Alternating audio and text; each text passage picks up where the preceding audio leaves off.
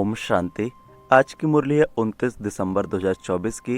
Revise course है 31 दिसंबर 2002 का। सभी मुख्य पॉइंट के साथ देखेंगे आज की मुरली की हेडिंग। बाबा ने कहा, इस नए वर्ष में सर्व खजाने सफल कर सफलता मूर्त बनने की विशेषता दिखाओ। आज की मुरली से पहला मुख्य पॉइंट है, ध्यान से सुनेंगे। बाबा ने कहा, आज नव युग रचता नव जीवन दाता बाप दादा नव वर्ष मनाने आए हैं। आप सभी भी नव वर्ष मनाने आए हो व नव युग मनाने के लिए आए हो। नव वर्ष तो सभी मनाते हैं, लेकिन आप सभी नव जीवन, नव युग और नव वर्ष तीनों ही मना रहे हो।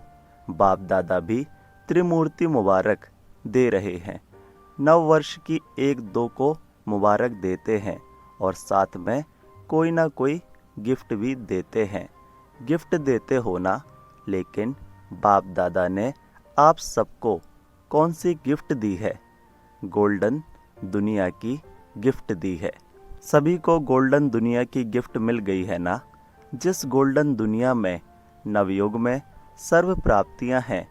याद है अपना राज्य, कोई अप्राप्ति का नाम निशान नहीं है। ऐसे गिफ्ट सिवाय बाप दादा के और कोई दे नहीं सकता। मुरली से दूसरा मुख्य पॉइंट, इसको समझेंगे। बाबा ने कहा, सारे विश्व में अगर कोई बड़े ते बड़ी सौगात देंगे भी तो क्या देंगे? बड़े ते बड़ा ताज व तख्त दे देंगे। जब स्थापना हुई थी, आगे आगे बैठे हैं स्थापना वाले। तब आदि में ही ब्रह्मा बाप बच्चों से पूछते थे कि अगर आपको आजकल की कोई भी रानी ताज और तख्त देवे तो आप जाएंगे? याद है ना? तो बच्चे कहते थे, इस ताज और तख्त को क्या करेंगे? जब बाप मिल गया तो यह क्या है? तो इस गोल्डन वर्ल्ड की गिफ्ट के आगे कोई भी गिफ्ट बड़ी नहीं हो सकती। कई बच्चे पूछते हैं, वहाँ क्या क्या प्राप्ति होगी? तो बाप दादा कहते हैं, प्राप्तियों की लिस्ट तो लंबी है, लेकिन सार रूप में क्या कहेंगे? आप प्राप्त कोई नहीं वस्तु जो जीवन में चाहिए वह सब प्राप्तियां होंगी। तो ऐसे गोल्डन गिफ्ट की अधिकारी आत्माएं हो। मुरली से तीसरा मुख्य पॉइंट, ध्यान से समझेंगे। बाबा ने कहा, बाप दादा कहते हैं, वह तख्त तो तख्त है, सर्व प्राप्तियां हैं, लेकिन इस संगम युग का स्वराज्य उससे कम नहीं है। अभी भी राजा हो ना, प्रजा हो या रॉयल फैमिली हो, क्या हो, एक ही बाप है जो फलक से कहते हैं कि मेरा एक एक बच्चा राजा बच्चा है। राजा हो ना, राजयोगी हो कि प्रजा योगी हो, इस समय सब दिल तख्त नसीन स्वराज अधिकारी राजा बच्चे हैं।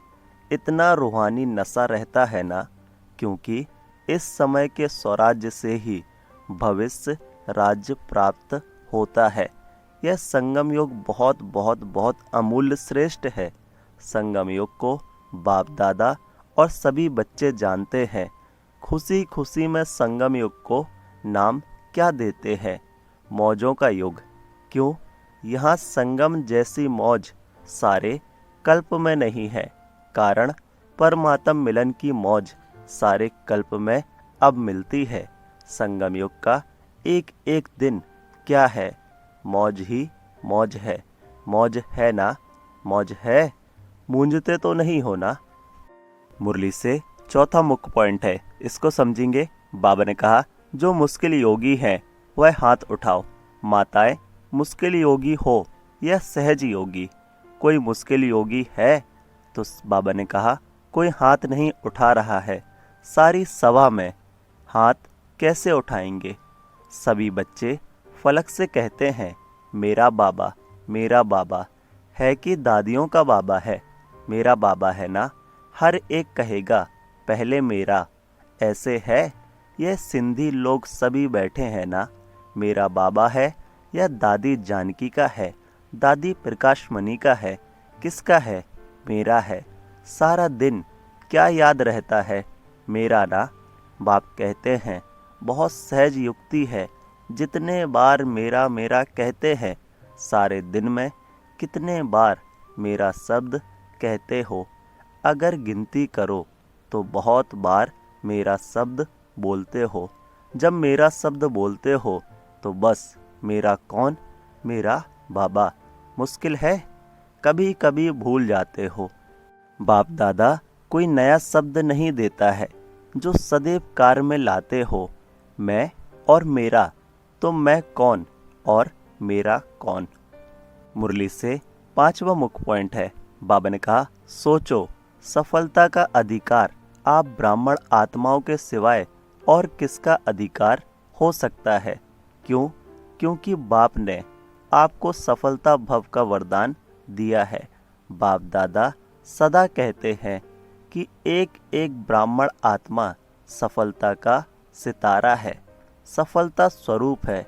सफलता के सितारे होना या मेहनत के सितारे हो, बाप दादा सभी बच्चों को सफलता का सितारा इसी स्वरूप में देखते हैं। याद है ब्रह्मा बाप ने आदि में कितने समय में सब सफल किया, अंत तक अपना समय सफल किया। चाहे कर्मातीत भी बन गए फिर भी कितने पत्र लिखे, समय सफल किया ना। लास्ट दिन भी मुख से महावाक उच्चारण किए, लास्ट दिन तक सब सफल किया, इसलिए सफलता को प्राप्त हो गए। तो फॉलो फादर, वास्तव में संगम युग का एक एक संकल्प, एक एक सेकंड सफल करना ही सफलता मूर्त बनना है। मुरली से 6वां मुख्य पॉइंट है। बाबा ने कहा, संगम युग समर्थ युग है, सफलता का युग है, व्यर्थ का नहीं।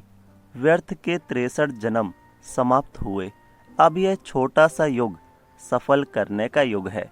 अगर समय सफल करेंगे तो भविष्य में भी आधा कल्प का पूरा समय राज्य अधिकारी बनेंगे।